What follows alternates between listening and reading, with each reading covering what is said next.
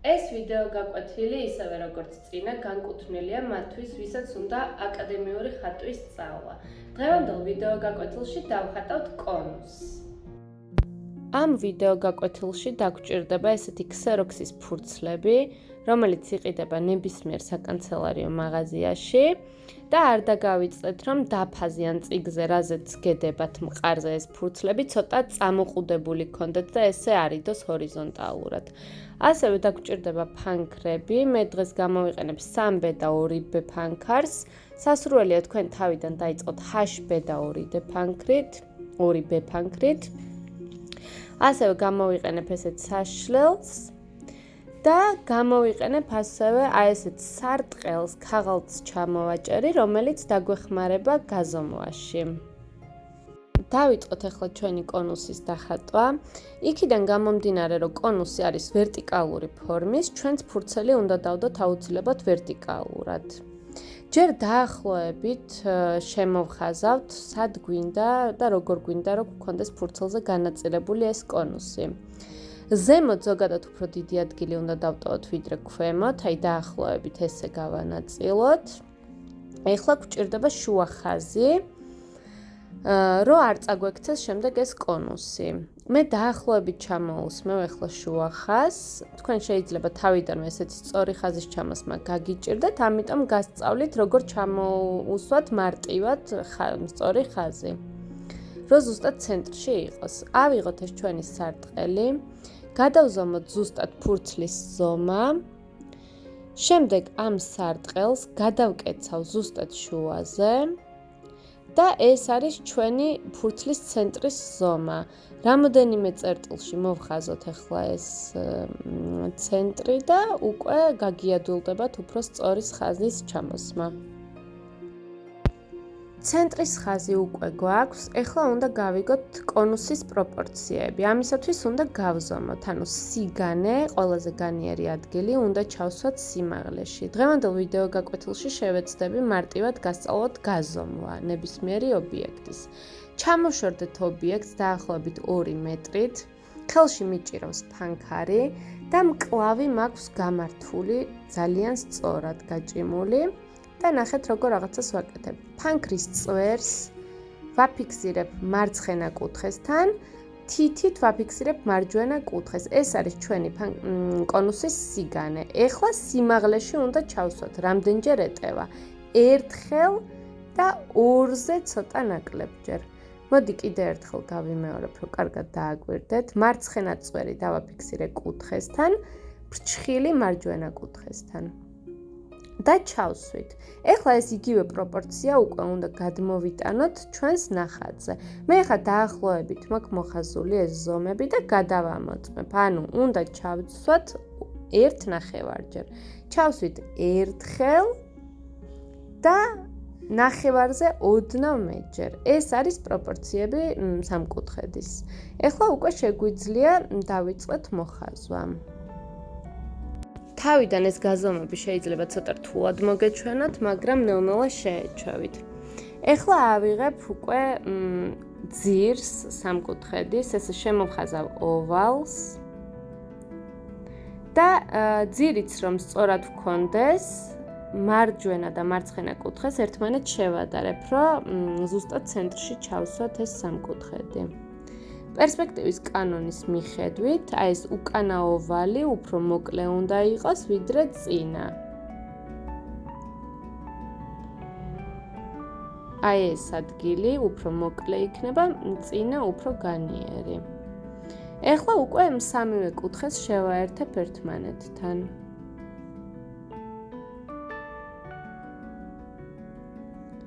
ზედა ხაზს შევაერთებ მარცხენა წერტილთან და შემდეგ უკვე მარჯვენასთან. თავიდან შეიძლება გაგიჭირდეთ ესეთი სწორი ხაზის გავლება, მაგრამ არა უშავს, ნელ-ნელა შეეჩვევით. სასურველია რომ არ გამოიყენოთ სახაზავი. ზოგადად ხატვაში სახაზავს არ იყენებენ.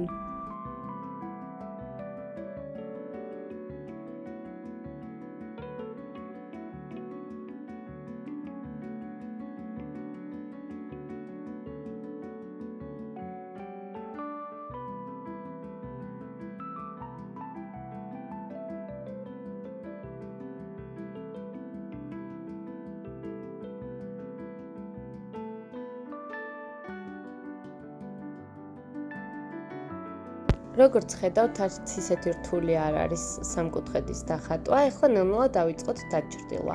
ფანქარს დაიჭერთ ესე, ძალიან მოდუნებულად. ვიწყებთ ძალიან მკრთალად, რაც მთავარია, არ ეცადოთ, რომ თავიდანვე გაამუქოთ. და ჯერ მთლიანად ვფარავ. ჩვენი განათება იქნება მარცხენა მხრიდან, ამიტომ ჩრდილი გავუკეთოთ მარჯვენა მხარეს. ვიდეო სპეციალურად არ ავაჩქარებ, რომ ნახოთ, რამდენად ნელა უნდა გააკეთოთ, რომ მიიღოთ კარგი შედეგი. აი ფანჯარას გავაკეთებ მარცხენა მხარეს. სინათლე შემოქმნის მარცხენა მხრიდან, შესაბამისად, რეფლექსი და ჩრდილი გვაქვს მარჯვენა მხარეს. ყველაზე განათებული ადგილი მარცხენა მხარეს. ზედმეტ ხაზებს არ წავშლი, არაფერში არ შეგვიშლის ეს პირიქით, დაგვეხმარება უფრო, რომ სამკუთხედი არ დაგვენგრეს. ეხლა დავიწყებ ნელ-ნელა დაჩრდილვას. სამკუთხედზე ჩრდილები, აი დაახლოებით ესე გადანაწილდება. ეხლა შემოვხაზავ, რომ კარგად დააგვირდეთ. რა ფორმისაც არის, ჩრდილიც იმ ფორმაზე ნაწილდება. შეგიძლიათ დაიწყოთ უკვე ესე დაჩრდილვა ძალიან მკრთალად და ნელ-ნელა ფენებად ვამუქებთ. ანუ არ დაიჭიროთ თავიდანვე, არ დააჭიროთ, რომ ძალიან არ გაგვიმუქდეს. მიუხედავად იმისა, რომ ღიად ვხატავთ, თავიდანვე მივანიშნოთ, სად იქნება ყველაზე მუქი ადგილი და სად იქნება ყველაზე ღია ადგილი.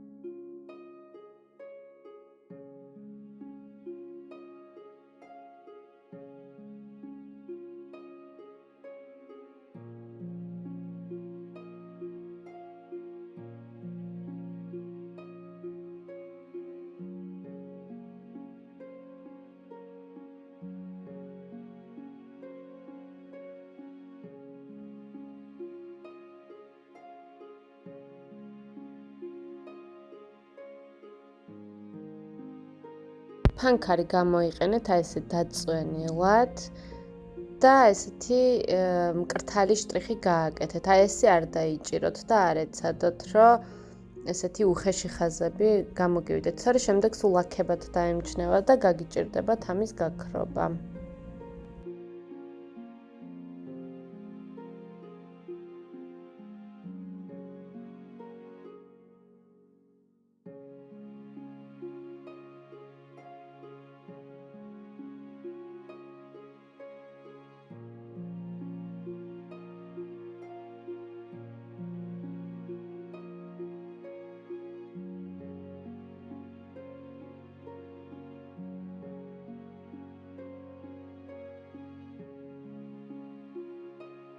არ დაგავიწლეთ და აუცილებლად გავუკეთეთ დაცემული ჩრდილით.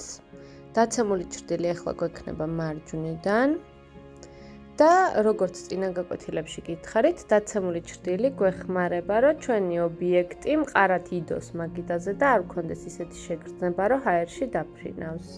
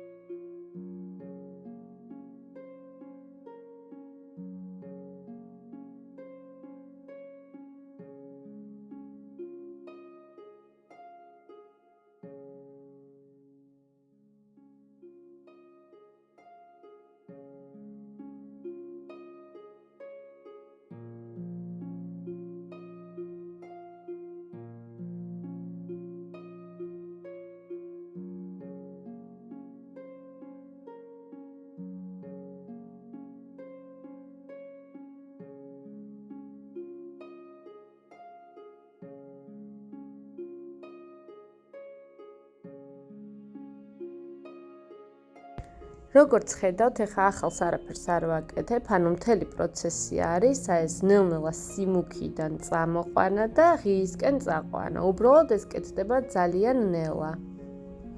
და ეცადეთ, რომ ზოგადად ჩრდილი არ იყოს ერთი ფერის, ანუ სასურველია, რომ ჩრდილს ჰქონდეს გრადაცია. გრადაცია, როგორც იცით, არის გადასვლა, ანუ მუქიდან ღიისკენ მიდიოდეს ნებისმიერი ჩრდილი. მათ შორის დასცემული ჩრდილიც.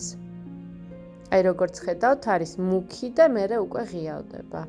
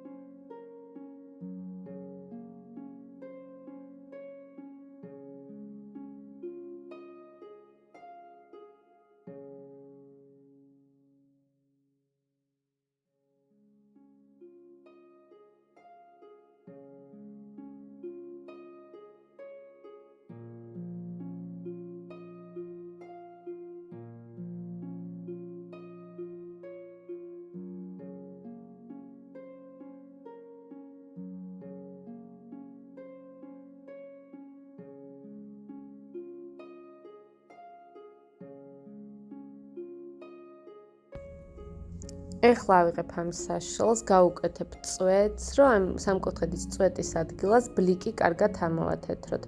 თუ არ გაქვთ ესეთი საშელი, შეგიძლიათ ჩვეულებრივი კოხინურის საშელი აიღოთ და წვრილად მოჭრათ.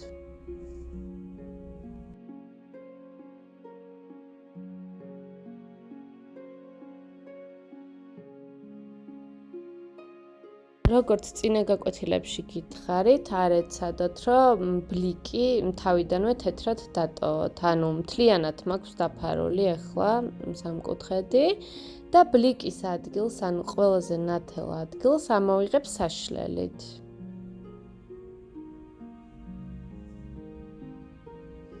ეცადეთ, რომ ესე ძალიან მკვეთრად არ ამოშალოთ, არ დააჭიროთ ძალიან საშლელი და ესე ნელ-ნელა ამოშალეთ, რომ გადასვლა ქონდეს რბილი, იმიტომ რომ ეს ჩვენი სამკუთხედი არის თაბაშირი და თაბაშირს ზოგადად აქვს ძალიან ფრთხილი გადასვლები მუქიდან ღიისკენ.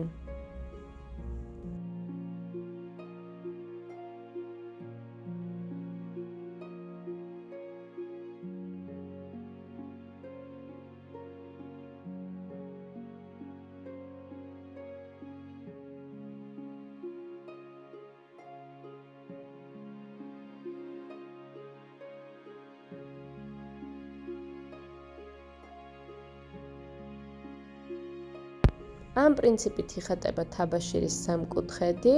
თქვენ შეგიძლიათ ცოტა უფრო მეტად გაამუქოთ და რაც მთავარია დააკვირდით გრადაციებს, ანუ ეცადეთ რომ გქონდეთ მუქი და ნელ-ნელა ნათდებოდეს და გქონდეთ მრავალფეროვანი ჩრდილიც და სინათლეც. ამაში თავიდან დაგეხმარებათ ესეთ ციფრები, შეგიძლიათ აღნიშნოთ ციფრებით ეს თქვენი სიმუქეები.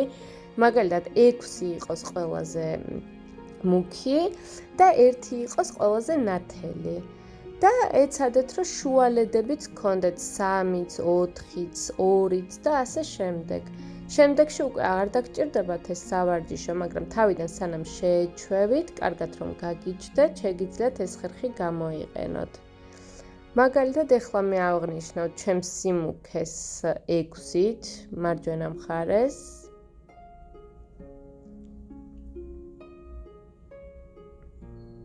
ყველაზე ნათელ ადგილს ავღნიშნავ 1-ით. შედარებით ნათელ ადგილს ავღნიშნავ 2-ით. მე აუცილებლად ჩავწერ კიდე სხვა თაბაშირის ობიექტებს, რომელიც ძალიან მნიშვნელოვანი და ძირითადი ობიექტებია და თქვენ ეცადეთ რომ ხშირად გაიმეოროთ და რამდენიმეჯერ დახატოთ და ძალიან დაგეხმარებათ უკვე ყველაფრის ხატვაში.